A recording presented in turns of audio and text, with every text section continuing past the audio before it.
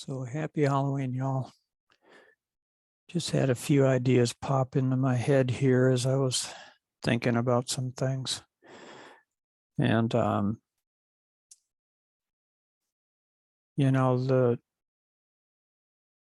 was a guy that was ranting about leaving Facebook and about how corrupt they are and fake they are and how he kept getting kicked off of Facebook and kept getting censored. And a friend of mine referred to him as him and as many people as being white hot mad, and said he was leaving Facebook, and a lot of the reasoning he had seemed to be reasonable. I don't know. And he talked about how he could get easily 1,000 or 100,000 views on his Rumble. So why would he spend any time on YouTube when YouTube locks him down? Not YouTube, Facebook locks him down for 30 days at a time. He had just gotten off of a 30-day thing and he was making his rant, right? So, and he gave Mark Zuckerberg the finger, and almost everything that he said seemed justified in so many ways. But I was praying and meditating a little while ago, hard, trying to understand how to overcome my shortcomings, how to maybe face my financial difficulties, and to do something, maybe face something I've never faced, or something. I'm still in the same situation I had been for so many years, it seems like, and now it's a decision-making time. And, I've always been at a decision-making time, I suppose, as have so many of us. And so, I'd done a sauna and jumped in a cold bath of water, and got back in the sauna, got back in the water, got back in the sauna, and then took a shower. And so I was getting out of the shower, I was listening to different, meditative things as I was in there. I did a Merkaba meditation and did a Reiki guide meditation, and then was listening to some chanting. And I was in there a long time because I just wasn't feeling released. And I could feel all the energy that's going on out there. I could feel like people are involved in Halloween activities and the like. And, some of it is serious, some of it is fun, whatever it is. But I kept having these images come to my mind. And it's like, I don't remember seeing these before. And it's like there's some dark energy out there. And I've literally felt like there's some dark energy in Minneapolis for a while. But, in my past, I've always just ignored it and focused on trusting God, but yeah, I look back into world history and look at all the countries that fell to communism and where they murdered all the people that had faith and that believed in freedom of conscience, freedom of choice. And why is it that our fellow human beings are so capable of resorting to the dark arts, if you will, for power and money? And they dress it up really good, and they spray perfume on turds, and basically I think they talk about painting lipstick on a pig or something a little more humorous. But anyway, so I'm looking around trying to charge my Nano, and I've got so many wires and chargers in my room, and I was feeling kind of frustrated. and I couldn't find any charger that fit my Nano. And I tried charger after charger after charger, and I got a bunch of loose ones laying around. It's like, what are these things? You know, some are plugged in, there's nothing on the other side of them. And I, went and thought, well, I don't know what difference it's going to make. I put my glasses on, maybe it would help. And I didn't want to have to rely on just what I can see, I mean, close up. But I put my glasses on and I walked back over to where most of the cords were, and I instantly saw the cord laying on the floor where I'd been standing looking for the last 10 minutes.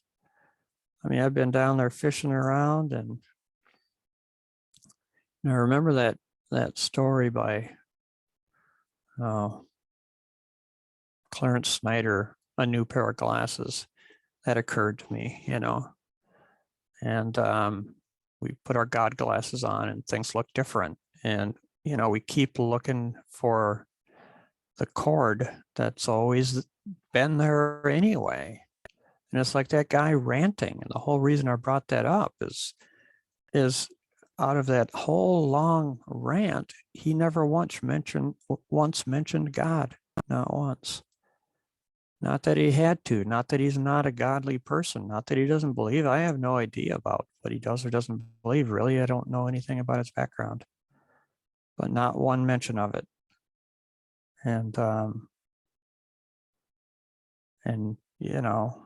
think Dr. Phil used to say, and I'm not voting for him for president, but I'll take truth where I hear it. He says, well, how's that working for you? And or that dog don't hunt, all that kind of stuff. And they're fun things to say. But we're not looking to the one that has all power, and we put it on our money so we wouldn't forget. So we wouldn't put money in front of God. We put it right on our money. In God we trust.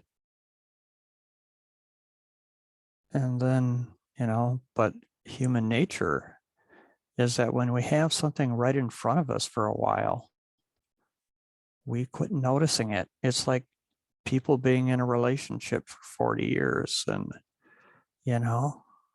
and sometimes people get divorced and they quit noticing what was there all along, and they quit reverencing it. Reverend, how do you call it? You revere it. And, and they quit noticing the obvious of the beautiful things that are within us and within others. And it reminded me of that old story I heard from Zig Ziglar about Houdini, who at the time was the expert of breaking out of any jail, and the jail of our thinking is kind of where I'm going here, the jail of our heart, the jail of our psychological whatevers and emotional whatevers. But he could get out of any jail, he said. And he had an ability to secure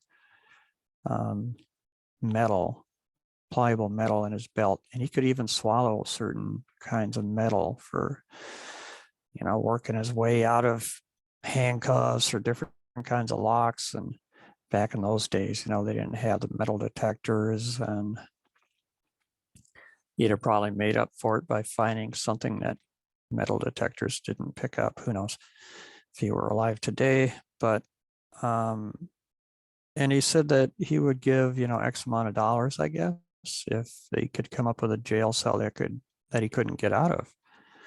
And I guess in Britain they had invented this high-tech jail, and they took up the challenge. And they patted him down for stuff, and of course didn't find anything. They let him go in with his clothing, and he had secured his tools and the like. They had to leave him alone to break out of the cell. They put him in the cell and walked away. And he worked on that door for hours and hours and hours. He broke out in a sweat. He used all of his tools. He used all of his knowledge at his command. And He's a guy that studied all the locks and understood all the mechanisms and all the tools required to make it happen. Just like the guy that was ranting, you know, he understands a lot. But then when the guy gave up, Houdini gave up rather, exhausted, dripping in sweat, he leaned against the door to the jail cell, which opened because it was never locked. They forgot to lock him in. And, you know, the answer was there the entire time. And, you know, it's like C.S. Lewis said, the door to hell is only open from the inside. And so I leave you to meditate on that. And, you know, my Nana was charging, and don't forget there's a God, and God is love, you know, and hopefully we won't forget to reach out to God and for the right reason at the right time and not forget him, even if we've been hurting ourselves, you know, in some way, shape, or form. And because God's always there. God doesn't bail on us just because we can't find a cord to him. You know, it's like God meets us where we're at. Something my sponsor used to say, we don't get ready to meet God as much as we meet God to get ready. God loves us exactly where we're at. And I think I mentioned something briefly along these lines, is that in the recovery program, newcomers are the lifeblood. And were it not for the people giving it its continued structure, the old timers, they're the spine. But God is the glue, the unconditional love, the grace, the skin of the program that holds the body together. So it is definitely a we program, God, you, and me. Take what you like, leave the rest. Yeah, hopefully I've answered my own question. I'll try to stop my whining. Peace out, y'all. Tell someone you love them. Really important. Don't forget that.